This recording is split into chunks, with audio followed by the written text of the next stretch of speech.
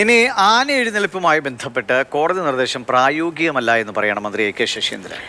എന്താണ് സുരക്ഷിതമെന്ന് എങ്ങനെ ഉറപ്പ് പറയാൻ കഴിയുമെന്നാണ് മന്ത്രി ചോദിക്കുന്നത്.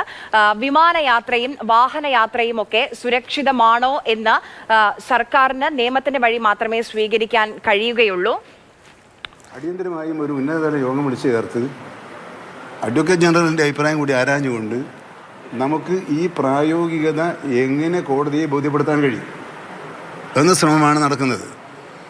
അപ്പോൾ ദേവസ്വം ബോർഡുകൾക്ക് വേണമെങ്കിൽ കോടതിയെ സമീപിക്കാം, പുനർ ആലോചന നടത്തണമെന്ന് ആവശ്യം.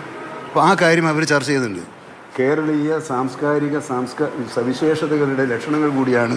അവയെ സംരക്ഷിക്കുന്ന വിധത്തിലായിരിക്കണം കേരളത്തിൽ ഉത്സവങ്ങൾ നടക്കേണ്ടത്. അതിന് അതേസമയത്ത് എഴുന്നള്ളിക്കുന്ന ആനയുൾപ്പെടെയുള്ള ആളുകൾക്ക്, അതിന് പങ്കെടുക്കുന്ന ആളുകൾക്കുള്ള സുരക്ഷിതത്വം ഉറപ്പുവരുത്താൻ ആവശ്യമായ ഏറ്റവും പ്രായോഗികമായ നിർദ്ദേശങ്ങൾ പ്രയോജനപ്പെടുത്താനുള്ള നിലപാട് സർക്കാർ സ്വീകരിക്കുകയും ചെയ്യും.